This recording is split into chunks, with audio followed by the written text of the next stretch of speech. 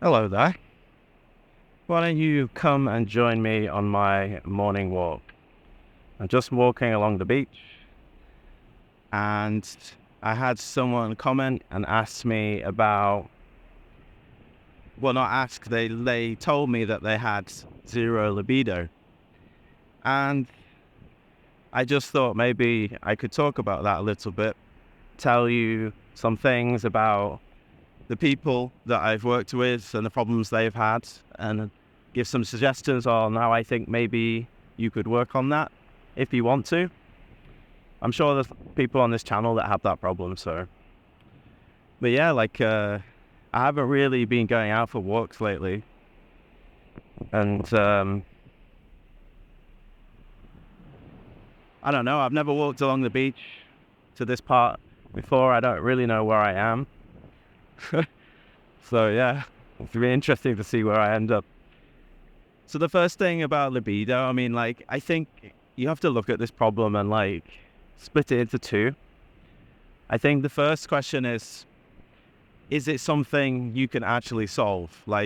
Is it a physical problem, that you can't fix? And by that, I mean, you can't use any drugs, you can't do any kind of healing. You can't do anything about it, in which case, it's really just a question of how do you learn to live with it? How do you learn to accept what's happening?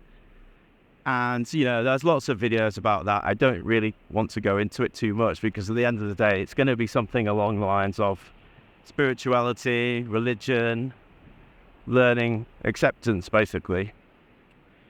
But if the problem is something that you can maybe fix, then how do you go about it? Well, you can see, based on how I tend to think through these things, I tend to go through it as logically as I can. I try not to get too emotional about the issue.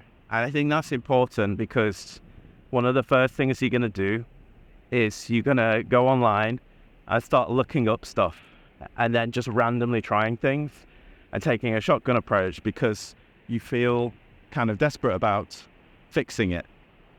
Or it might be that you've been living with it for so long that it's just made you kind of numb. And then now you just kind of build an identity around it. And I think those two things are problematic whenever you have any kind of problem. And when I've been dealing with people and working with people, clients, and just general people with problems around sexuality, I find that they always have some kind of issue that they built kind of like a moat around their life to try and protect themselves from it. And, it's natural to do it, but you have to be careful because you can go too far and end up damaging your quality of life. So anyway, the first thing that I think you should do is look at things naturally. So look at your diet.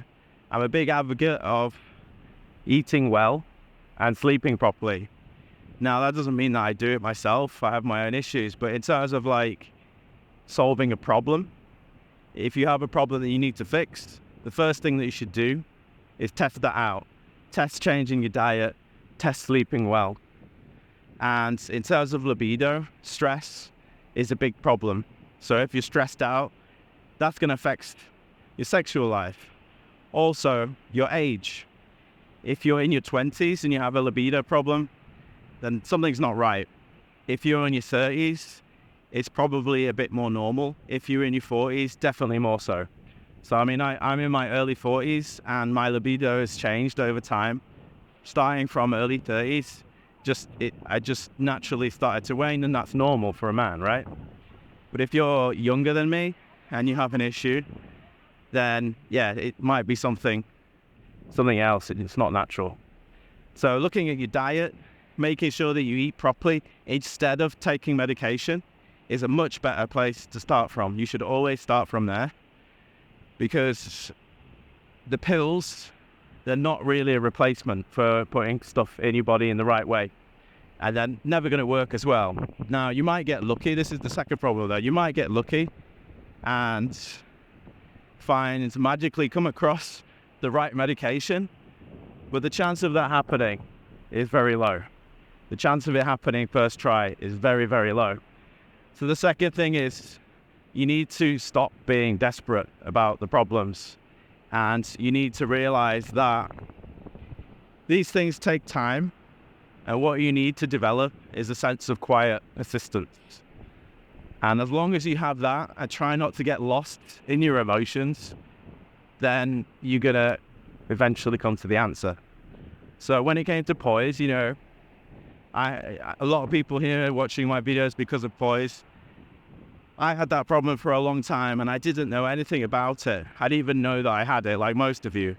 But then when I finally discovered that I had it, I tried to apply these steps and it mostly worked. And that's what you got to do. So the last thing that I would say is performance anxiety and libido go hand in hand. So I've worked with plenty of people who have performance issues like erectile dysfunction and excessive porn usage. So obviously, if you don't have any libido because you're watching porn or have watched porn in the past, that's something that you need to address as well. But my guess is it's probably not that. It's probably more that your anxiety is affecting you. And you know, that's a multitude of things you can do about anxiety, but it's not like I can't just tell you like a magic thing to do with anxiety. I did meet a guy recently. He has a channel on YouTube called Ed the Anxiety Coach, and I think his channel seems really good, so I checked that out. But in terms of like the anxiety around your partner or finding a partner, most of it is in your head. Like, and I know that sounds bad, but if you're looking at your partner and thinking, oh, they think a certain thing, you're probably wrong. You're probably wrong. And it's much better to try and talk with your partner if you have a partner. If you don't have a partner, then it's a different situation. Like, you might be like, okay, well, I'm not going to ever have a partner because my libido is not there. But you should not be really basing your relationship around your sex drive to start off with, because there's lots of things that you can do in a relationship that aren't sex. And really, sex is not the be-all and end-all of a relationship, and it's not why you should be in a relationship. What's happened to my camera here?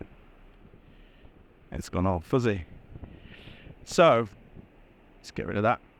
So